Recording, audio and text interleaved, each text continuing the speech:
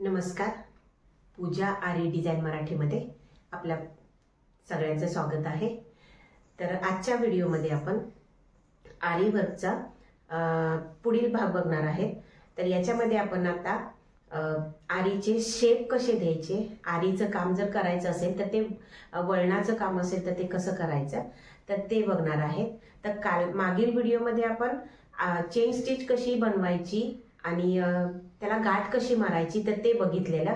तर आजच्या व्हिडिओमध्ये आपण त्याचे शेप, वेगवेगळे साइजचे शेप असू दे किंवा वेगवेगळ्या म्हणजे शेपच आकार जे वेगवेगळे असतात ना तर ते बघणार आहे। आणि मागील याच्यामध्ये पण मी तुम्हाला बोललेली की प्लीज जर व्हिडिओ सुरुवात होत असेल तर लाईकचं बटन दाबायला काही हरकत नाही। जर तुम्हाला खरंच माझे व्हिडिओ आवडत असतील तर प्लीज माझ्या जो पण व्हिडिओ येईल तर त्याला लाईक करा आणि ज्यांनी कोणी सबस्क्राइब केलं नसेल तर त्यांनी पण सबस्क्राइब करा आणि शेअर करा तुमच्या मैत्रिणीमध्ये की जेणेकरून त्यांना पण घर बसल्या हे काम शिकता यावं याच्यासाठी। तर जास्त वेळ वाया न घालवता आता आपण सुरुवात करूया पुढील वर्क करण्यासाठी।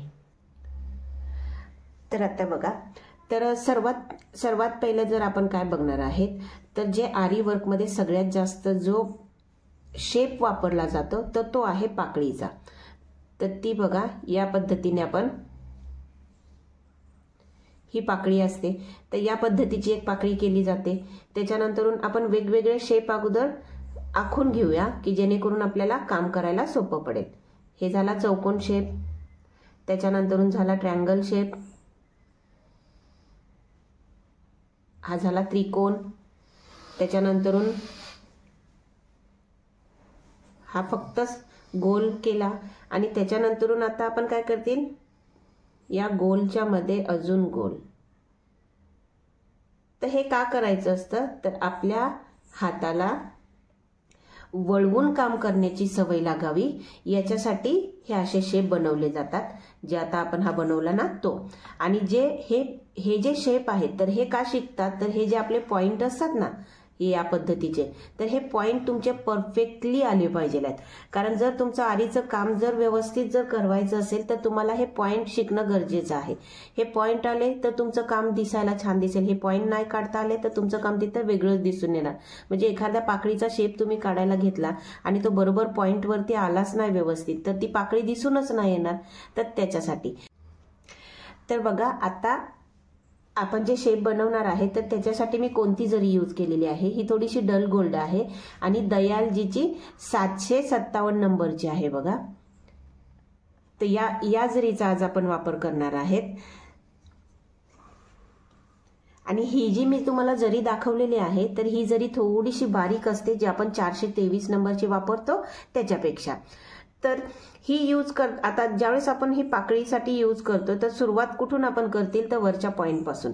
तर वरच्या पॉइंटचे इथून बघा आपण सुई खालती घातली। आता सुई खालती घातल्याच्या नंतर धागा आपण त्याच्यामध्ये अटकवला। आता बऱ्याच जणांना म्हणजे आता कमेंट आले मागील व्हिडिओमध्ये मला की बाबा रे तुम्ही धागा दाखवा कसा अटकवायचा। आता एक तुम्ही इमॅजिन करा ना की मी ही सुई खालती घातली, जसं मी या कपड्यामध्ये अशी सुई घालून घेतली ना तशी मी ही सुई खालती घातली। तर कपड्याच्या खाली ही ज्यावेळेस सुई जाते ना तर त्यावेळेस आपला हा जो हात असतो ना त्या सुईच्या जवळ घेऊन जायचं असतं, आपण स्वतःहून जवळ घेऊन जायचं असतो आणि ते सुईचं नाक आहे ना ते शोधायचं त्याच्यामध्ये। आणि ज्यावेळेस तुम्हाला ते सापडेल आणि तुमचा जो धागा आहे तो त्याच्यामध्ये अटकला जाईल तर त्यावेळेस हा अटकलेला धागा आहे ना तो वरती खेचायचा आणि जे आपण असे धागे पकडलेले असतात ते पूर्ण असे सोडले जातात। सोडल्याच्या नंतरून काय करायचं असतो, हा जो आपला मोठा धागा आहे त्याला धरायचा आणि सुई तर वरती आपली आलेली असते मग ती वरती खेचत जायचं। खेचत गेल्याने काय होते, ही जी गाठ असते तुमची ही बरोबर जिथून आपण काढतो टाका तिथे ती अटकली जाते। समजलं? तर या पद्धतीने तुम्ही करा। आणि जर कोणाला तरीही डाऊट असते तर प्लीज कमेंट करा, म्हणजे आपल्याला समजेल की मी जे तुम्हाला सांगते ते तुम्हाला समजतंय का नाही समजतंय ते। आता बघा, पहिल्यांदा मी काय करेल, वरच्या पॉइंट पासून एक टाका काढेल बाहेर। एक टाका काढल्याच्या नंतरून आता मी जसं माझं डिझाईन आहे त्या दिशेला माझ्या सुईचं टोक आहे आणि मी तिथून काय करेल बघा टाके काढेल, जसं आपण चेन स्टिच काढतो हे बघा या पद्धतीने। आतमध्ये घातली, धागा गुंडाळला, सुई वरती आल्याच्या नंतर फक्त एक मागे टर्न आणि पुढे, सुई गेली खालती, धागा गुंडाळला, वरती सुई आली की फक्त मागे टर्न आणि पुढे। तर हे बघा जवळून तुम्हाला दाखवते। तर सुई मी खालती घातली, धागा गुंडाळला, सुई ज्यावेळेस वरती आली त्याच्यानंतर मी काय केलं, बस फक्त बघा एक मागे टर्न केला आणि एक पुढे टर्न केला। परत सेम सुई खालती घातली, धागा गुंडाळला, सुई वरती आली की एक मागे टर्न केला आणि एक पुढे।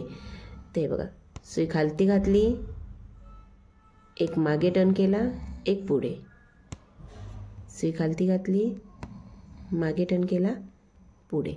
या पद्धतीने आपण काय करायचं आहे, पूर्ण या शेपला वर्क करून घ्यायचं आहे। हे बघा या पद्धतीने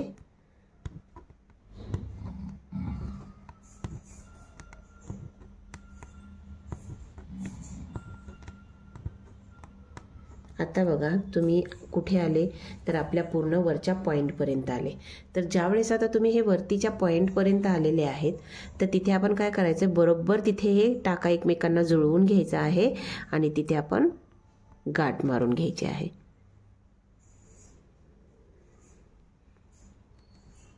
आणि गाठ जर तुम्हाला जमत नसेल तर सर्वात पहिल्या व्हिडिओमध्ये आपण गाठ दिलेलीच आहे, तर तुम्ही ती नक्की बघा। तर या पद्धतीने बघा तुम्हाला इथे दिसत असेल की आपला पॉईंट पण एकदम परफेक्ट आलेला आहे। तर हे झालं पाकळीचा शेप। आता आपण बनवणार आहे चौकोन।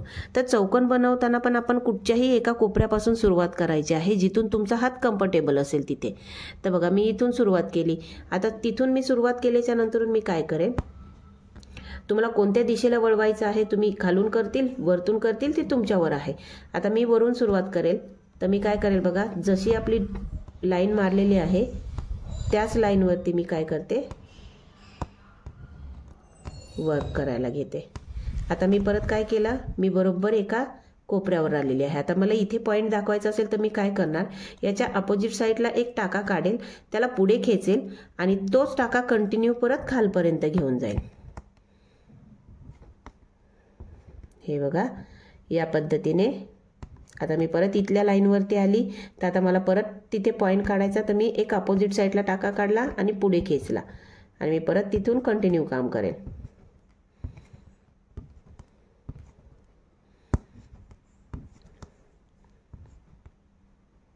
परत सेम हीच प्रोसेस आपण रिपीट करायची आहे, जिथे जिथे कॉर्नर येईल तिथे तिथे, आणि आपलं पुढचं काम कंटिन्यू। आता बघा आपण ज्यावेळेस संपवायचं काम आले तर आपण बरोबर ही जी लाईन आहे त्या बरोबर पॉईंटवरती आणलं आणि आपण तिथे आता गाठ मारून घेतील। गाठ मारायची कशी हे तर मी तुम्हाला मागील व्हिडिओमध्ये दाखवलेलंच आहे। तर इथे गाठ मारली आणि बघा आपला हा पूर्ण हा पॉईंट कसा एकदम व्यवस्थित बनलेला आहे। आता ट्रायंगलचा आहे, आता त्रिकोण आहे। आता त्रिकोणचा शेप ज्यावेळेस बनवायचा असेल तर त्यावेळेस प्रोसेस मात्र सेम आहे की कोणत्याही एका पॉईंटपासून सुरुवात करा आणि त्याच्यानंतरून काम कंटिन्यू करा, बरोबर। परत आले आपण मागे एक क्रॉस अपोजिट काढला, त्याच्यानंतरून जिथून आपली लाईन आहे त्या लाईनीवरती परत कंटिन्यू काम चालू केला।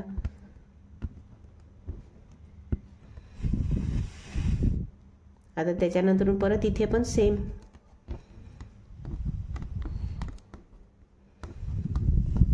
या पद्धतीने जर केलं तर तुमचे जे पॉइंट आहेत तर ते पॉइंट तुमचे एकदम व्यवस्थित दिसून येतात। हे बघा कसे हे पॉइंट येतात ना व्यवस्थित।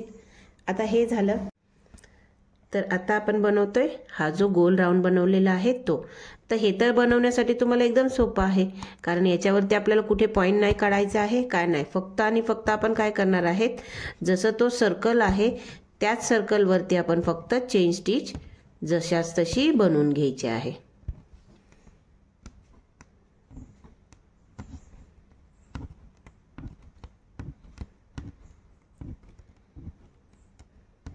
आरीचा मेन पाया असतो चेन स्टिच।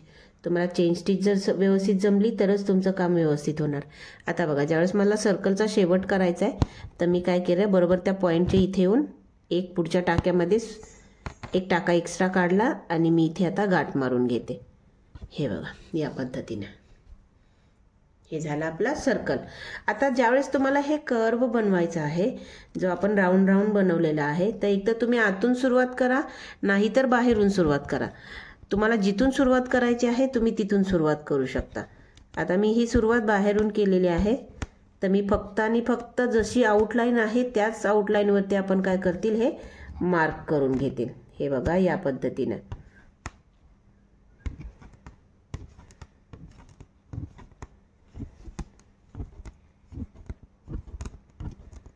एकदा ना तुम्हाला चेन स्टिच बनवण्याची सवय पण झालीच की त्याच्यानंतरून तुमचं कामही खूप फास्टमध्ये होणार। फक्त एवढंच की तुमची प्रॅक्टिस खूप महत्त्वाची आहे। प्रॅक्टिस असेल तरच तुमचं काम परफेक्ट होणार आणि तुमच्या हाताला पण स्पीड येणार। तर त्याचसाठी मी तुम्हाला सांगते की तुम्ही तुलिपची सुई म्हणजे यूज करण्याच्या ऐवजी तुम्ही ही जी प्रोफेशनल सुई आहे त्या सुईचा वापर करा। भविष्यामध्ये तुम्हाला कामाचं लोड जर जास्त झाला तर तुमच्या हाताला स्पीड या सुईमुळेच येऊ शकतं। त्याच्यामुळे हे तुम्ही सुई मागवूनच घ्या, जेणेकरून तुम्हाला काम करायला पण इझी पडेल। आणि मी मागील व्हिडिओमध्ये पण सांगितलं की जर तुम्हाला हे सुईचं प्रिपरेशन कसं करायचं ते जर समजून घ्यायचं असेल तर कमेंट करा। जेवढ्या जास्त कमेंट येतील त्या बाबतीत तर ते आपण व्हिडिओ नक्की बनवूया। तर हे बघा, हे आपण बनवले शेप। तर याच पद्धतीने आपण वेगवेगळे शेप बनवू शकतो। जसं पॉइंटचं असेल तर तुम्ही पॉइंट कसं काढायचं हे मी तुम्हाला दाखवलं। कर्व असेल तर तुम्ही हाताचं कसं तो दिशा बदलू शकतात त्या पद्धतीने मी तुम्हाला दाखवलं। तर हे बघा, हे आपला दुसरा दिवस आहे आणि दुसऱ्या दिवशी आपण एक दुसरा प्रकार शिकलेला आहे। तर कसा वाटला तुम्हाला हा पण माझा व्हिडिओ कमेंटमध्ये नक्की कळवा आणि प्लीज माझ्या चॅनलला सबस्क्राईब करा, शेअर करा आणि लाईक करा। तर भेटूया पुढील व्हिडिओमध्ये। धन्यवाद।